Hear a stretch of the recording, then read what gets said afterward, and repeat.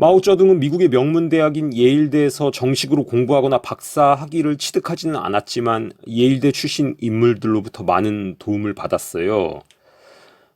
1913년 예일대 졸업생들과 교수진에 의해서 설립된 예일 인 차이나란 단체가 있는데 중국인과 미국인 간의 이해를 증진하기 위해 중국 안팎의 교육 프로그램을 후원한 단체고 나중에 이제 예일 차이나 어소시에이션으로 이름을 바꾸게 되는데 마오쩌둥은 젊은 시절에 이 예일 인 차이나에서 발행한 잡지의 편집장이었어요.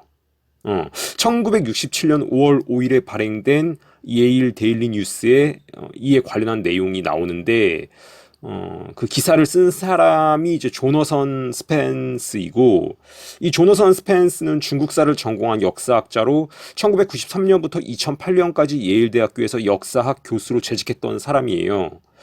이 사람이 이제 2021년에 85세로 죽었는데 그러니까 이제 그 해당 기사 1967년에 발행된 예일 데일리 뉴스에 실린 기사를 썼을 때는 20대 중반쯤이었고 이게 이제 조너던 스펜스가 1967년에 쓴 마오쩌둥과 예일에 관한 기사예요. 댓글에 기사 링크 첨부해 놓을 테니까 뭐 관심 있는 분들은 한번 가셔서 읽어 보세요.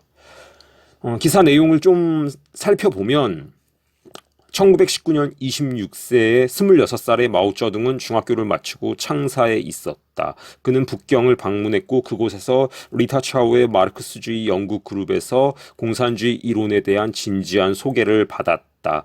이제 그가 사회주의 서클에서 명성을 쌓고 싶다면 자신의 견해를 전파할 포럼을 찾아야 했고 이 중요한 시점에서 예일대 학생회는 마오쩌둥에게 저널 편집을 맡아달라고 요청했다. 마오쩌둥은 그 직책을 받아들였다. 이 기사가 이런 내용이 나오고 기사에 그리고 이게 다가 아니에요. 이제 이 예일대는 그 젊은 마오쩌둥에게 자금도 지원했어요. 그것에 대해서 이제 언급한 내용을 읽어보면 상하이에서 그는 천두슈를 만났다. 마오쩌둥은 공산당의 지역 지부를 만들라는 지시를 받았지만 그에게는 자금도 집회 장소도 없었다. 그때 다시 한번 예일이 개입했다. 중국 예일대 의과대학은 마오쩌둥에게 방 3개를 빌려주기로 했고 마오쩌둥은 그 방을 문화 서점이라고 불렀다. 서점은 호황을 누렸다. 마오쩌둥은 마르크스 자본론 속에 새로운 러시아, 그러니까 소련이죠. 새로운 러시아 연구 같은 중국어 책을 팔았고 책은 높은 판매량을 기록했다. 마오쩌둥의 명성은 높아졌고 이 기지에서 그는 7개의 지점을 조직할 수 있었다. 창출된 수익은 사회주의 청년당과 공산당의 자금으로 사용되었다. 그러니까 기사에 이제 이렇게 실려 있는데 이 기사를 쓴 사람이 이제 그런 어떤 중국학 교수, 나중에 이제 교수까지 예일에서 교수했던 사람이고, 그러니까 이제 마오쩌둥이 무일푼이었을 때 예일 대학이 서점으로 사용할 수 있는 공간의 임대료를 지불했고, 그 서점이 이제 성공해서 7개의 지점을 더 개설했고, 그렇게 창출된 수익은 공산당 운동의 자금으로 사용됐다. 그런 내용이죠. 그리고 이제 이렇게 된 이후에 마오쩌둥의 경력이 가파른 상승세에 접어들게 된다. 뭐 이렇게 이제 기사에서 소개하고 있고 사실 이제 그 예일대랑 중화인민공화국 중국의 관계는 이 유대 관계는 상당히 깊어요. 상당히 많은 중국 주재 미국 대사가 예일대 출신이었고 뭐 대표적으로 이제 조지 부시, 아버지 부시 조지 부시, 아버지 부시가 이제 예일대 출신이었죠, 이 사람. 스컬앤본즈 회원이었는데, 아들도 뭐, 예일대 출신의 스컬앤본즈 회원인데, 하여간 조지 부시, 아버지 부시가 1974년에 중화인민공화국 주재 미국 외교관으로 임명이 됐고, 그로부터 2년 후에 미국으로 돌아와서 CIA 국장이 됐죠. 그러니까 이런 사람 이 사람 말고도 그 미국의 그러니까 중국 중화인민공화국의 미국 대사는 예일대 출신이 되게 많아요. 되게 많고 이 헨리 키신저가 1972년에 중국 지도부와 접촉하고 베이징을 방문했는데 이 키신저의 방문이 이루어진 다음에 미국 대통령 리차드 닉슨이 이제 중국을 방문함으로써 데땅트 그러니까 이제 미국과 중국의 무역 관계가 다시 회복되고 중국이 서서히 개혁 개방의 길로 나아가게 되죠. 근데 이제 뭐 아시겠지만 키신저에게 중국과 접촉해서 경제 관계를 발전시켜라 이렇게 지시한 게 이제 글로벌 금융 세력, 다른 말로 이제 일루미나티였어요. 특히 이제 그 데이빗 록펠러가 마쿠에서 좀 지휘했던 것 같은데, 이 데이빗 록펠러 관련해서는 뒤에서 좀 더 얘기를 할게요. 그 전에 데이빗 록펠러의 할아버지인 존 디 록펠러, 스탠다드 오일 만들었던 존 디 록펠러와 중국의 관계에 대해서 조금 얘기하면, 이 존 디 록펠러는 지금으로부터 107년 전인 1917년에 중국의 대학을 설립했어요. 존 디 록펠러가. 그러니까 1917년이면 청나라가 망한 지 5년밖에 안 됐을 시점인데, 이때 벌써 존 디 록펠러가 중국에 자금을 투입한 거죠. 이 존 디 록펠러가 록펠러 파운데이션, 록펠러 재단을 설립한 게 1913년인데, 이 재단 설립 후 이제 록펠러는 미국의 의료 체계를 합성 화학 물질 기반으로 바꾸는 작업에 이제 열을 올리죠. 그런데 이제 그 같은 시기에, 그러니까 1910년대에 중국에도 진출해서 비슷한 작업을 했다. 이렇게 보시면 되고, 그러니까 상당히 빠르죠. 1917년에.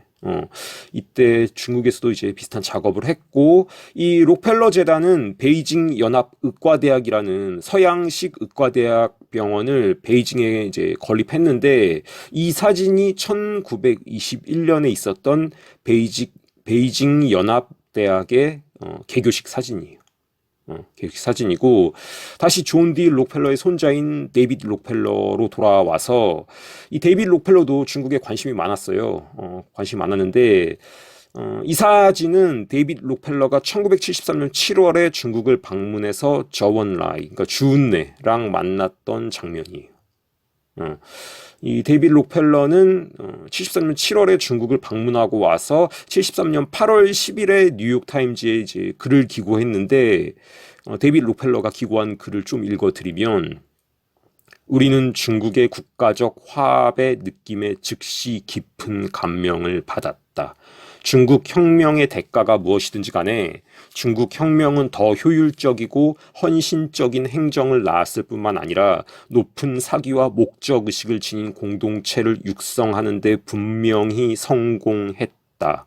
전반적인 경제 및 사회적 발전도 그에 못지않게 인상적이다. 불과 25년 전만 해도 굶주림과 극심한 빈곤은 중국에서 예외적인 현상이라기보다는 일반적인 현상이었다. 그러나 오늘날에는 거의 모든 사람이 스파르타식이긴 하지만 적절한 음식, 의복 및 주택을 누리고 있는 것 같다.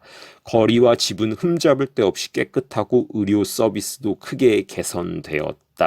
중국의 사회 실험, 마오쩌둥 주석의 리더십은 인류 역사상 가장 중요하고 성공적인 리더십 중 하나다. 중국이 얼마나 광범위하게 개방하고 세계가 중국이 발전시킨 사회 혁신과 생활 방식을 어떻게 해석하고 반응하느냐는 많은 국가의 미래에 지대한 영향을 미칠 것이 분명하다. 데이빗 록펠러가 이제 이렇게 썼어요. 헨리 키신저가 글로벌 금융 세력을 대신해서 공산주의 정권과 무역 협정을 체결하자마자 체이스 맨하탄 은행은 세계 300대 주요 기업의 대표들이 참석한 가운데 회의를 열었어요. 그래서 중국 경제의 어떤 부분이 시장을 개방하고 투자하기에 가장 적합한지를 분석했어요. 그 결과로 1970년대 중반부터 중국의 급속한 경제 발전이 시작되었고, 그 발전은 지난 50년 동안 계속되었죠. 중국은 미국과 유럽의 언론으로부터 인권 침해로 종종 비난을 받지만, 미국과 중국은 언론의 내러티브의 무대 뒤에서, 언론 내러티브, 그러니까 언론의 그런 비난 뒤에서 경제적 공생 관계를 형성했어요. 미국과 중국의 경제적, 기술적 관계는 지난 50년 동안 계속 강화되었고, 특히 미국으로부터 이제 기술 노하우가 중국으로 계속 유입되고 있어요. 지금도 유입되고 있어요. 뭐 생산 시설을 중국으로 이전하는 전략이 생산 단가를 낮춰서 소비자들에게 혜택을 준다. 이런 식으로 이제 어떤 얘기가 되면서 생산 시설을 중국으로 이전했지만, 자세히 살펴보면 단순히 생산 시설만 이전한 게 아니라 R&D, 그러니까 연구개발 분야에서도 중국에 엄청나게 많은 투자가 이루어졌어요. 군산 복합체와 디지털 금융 복합체는 1970년대 중반 이래 중화인민공화국의 비용 집약적인 연구개발 현장에 수십억 달러를 투자해 왔으며 수십 년 동안 공산주의 정권이 국민을 효율적으로 억압하고 감시하는 기술 인프라를 개발하도록 지원했어요. 아시겠지만 중국은 세계에서 인터넷 규제가 가장 심한 국가예요. 베이징이나 상하이 같은 도시에서는 구석구석이 카메라로 감시되고 인공지능을 이용해서 몇 초 안에 모든 사람을 식별하고 카메라 데이터를 바탕으로 그 사람의 이동 동선, 그리고 스마트폰 입력, 내역 이런 걸 다 파악하고 어떤 데이터화하고 있어요. 그리고 이제 기업은 모든 사용자 데이터를 정부에 전송해야 할 법적 의무가 있고 그렇게 이제 전송받은 데이터는 정교한 사회신용제도를 운영하는 데 사용되죠. 그러니까 이런 모든 기술이 미국과 유럽의 자금과 노하우로 개발된 거죠. 그리고 이제 현재까지 계속되고 있는 중국의 발전 과정을 살펴보면 중국이 이제까지 세계 어느 곳에서도 시행되지 않았던 전체주의적 통제사회의 모델을 위한 실험 공간으로 기능한다. 그렇게 얘기할 수 있을 것 같고 클라우스 슈밥의 세계경제 포럼이 중국과 긴밀한 관계를 맺고 있는 거 다들 아실 거예요. 세계경제 포럼의 상무이사인 올리비에 슈밥이라고 있는데 중국인 아내를 두고 있고 2012년부터 2015년까지 세계경제 포럼 중국지사의 전무이사를 역임했어요. 그리고 이제 세계경제 포럼 수뇌부들은 중국과 긴밀한 관계를 유지하고 있으며 중국의 사회 시스템에 대한 긍정적인 발언을 하고 있고 바젤에 본사를 둔 그 국제결제은행 비스, 이 비스도 오랫동안 중국이랑 협력을 해왔어요. 비스와 이제 중국의 중앙은행인 중국인민은행 간의 협력은 다가오는 그 중앙은행 디지털화폐 CBDC의 출시를 고려할 때 충분히 이해 가능한 일이고 그 CBDC에서도 중국은 글로벌 금융 세력의 가장 중요한 실험 공간이라고 할 수 있죠. 중국은 이미 대도시거주 인구에게 이 디지털 위안화, 그러니까 CBDC 위안화를 발행했고 조만간 이제 현금을 대체하고 완전한 통제를 달성하기 위해 전국적으로 디지털 화폐를 출시할 거예요. 물론 이제 바하마처럼 중국보다 더 앞서 있는 CBDC 사회도 있어요. 바하마는 조그만 국가인데 거기는 이제 중국보다도 더 CBDC가 발전돼 있는데 그러나 이제 국가 규모 측면에서 보았을 때 중국의 CBDC 프로젝트는 다른 어떤 나라와도 비교할 수 없다. 비교 불가다. 그렇기 때문에 이제 유럽의 중앙은행인 ECB는 중국의 사례에서 영감을 얻으려고 노력하고 있다. 이렇게 말하죠. 중화인민공화국에서 테스트된 CBDC 체제의 글로벌한 확장은 인플레이션의 지속적인 상승과 금융시장의 붕괴로 인해서 시작될 것으로 보여요.